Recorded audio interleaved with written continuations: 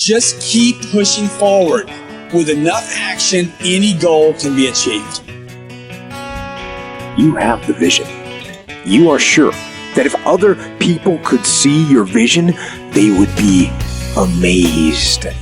But here's the issue. They aren't going to see your vision unless you do the work.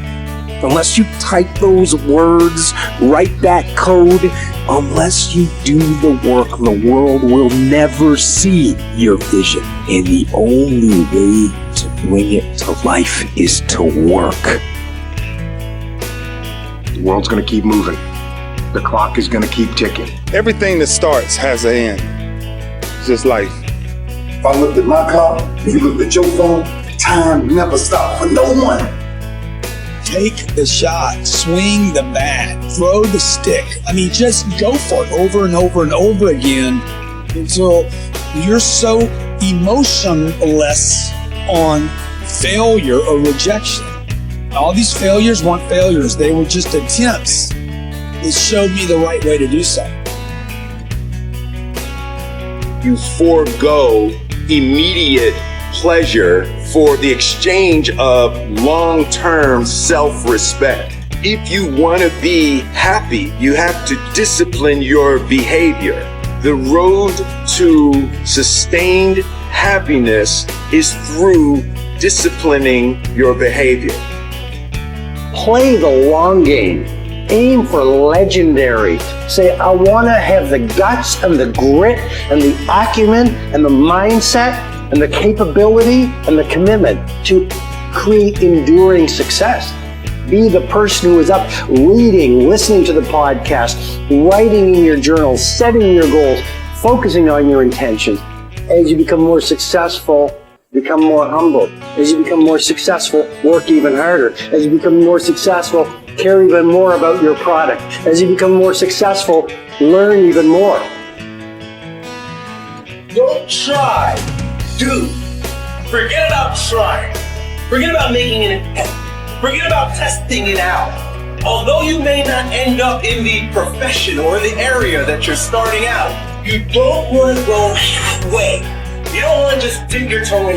You want to jump in hard. Do not try. Do.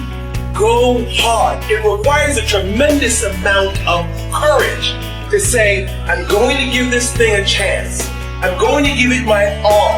And if it doesn't work out, that's okay. But I know that I tried my best. Legends don't settle for being a winner. They strive to be complete domination.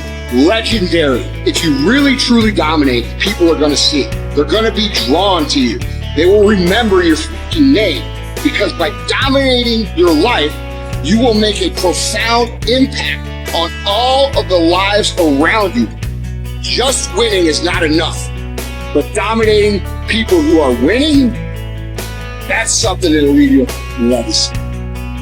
Every man in this room, you blew your 20s. You spend all your 30s trying to make up for your 20s. Yeah, that's the truth. Dog, every dude in this room blew their 20s and at 30 trying to fix what they should have did in their 20s. Yeah. And so forth and so on. You turn 40, you're trying to recover from the mistakes you made when you're 30.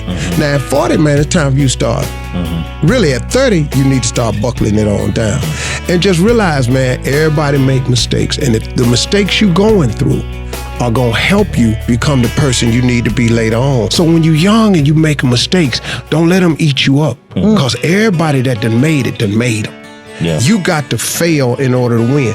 Hey, look, man, to understand how to hit the game-winning shot, you got to miss the game-winning shots. Sometimes being young and trying things is so naive and you don't know any better. All you do is learn.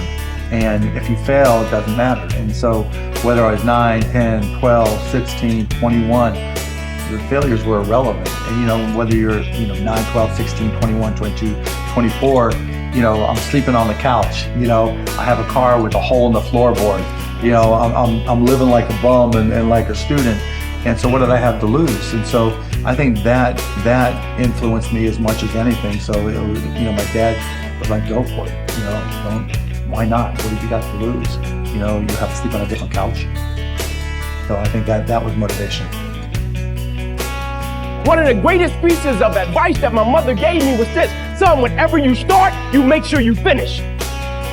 And the problem with the world today, people get involved with things, and if they don't like a certain person, if they don't like the process, if it's not what they thought it was, they quit.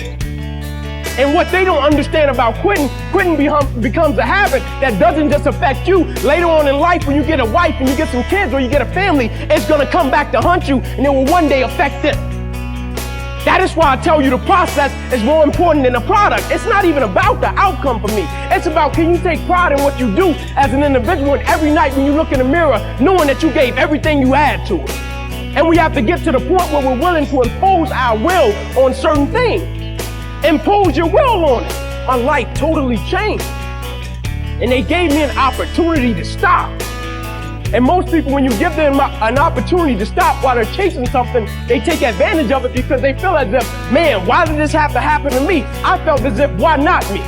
This is the perfect opportunity to use this to be a blessing to somebody else. And you know what? It's not even about me to be truthful. It's not even about me. Now it's about repaying the people that invested in me and saw something in me when I couldn't see it in myself. At a certain point in life, it can't just be about you. And the moment that we understand that, and every day we wake up, we understand that life is a blessing and life is a gift. And if you were to check out today, how would you want to be remembered? It's bigger than you.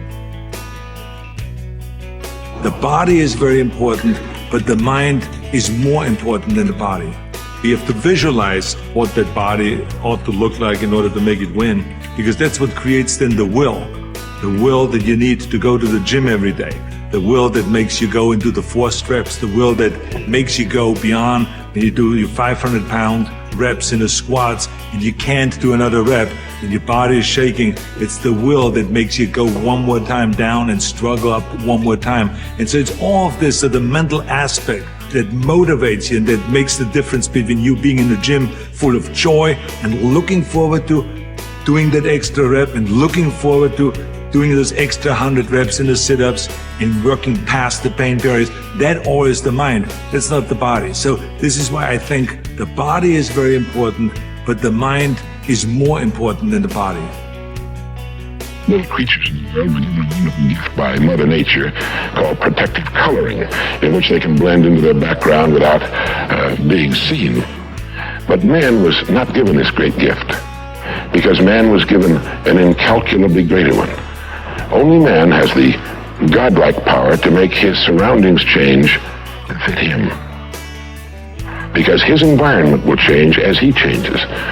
A man's environment is a merciless mirror of him as a human being. And if he thinks his environment can stand a little improvement, all he has to do is improve, and his environment will improve to reflect the changing man.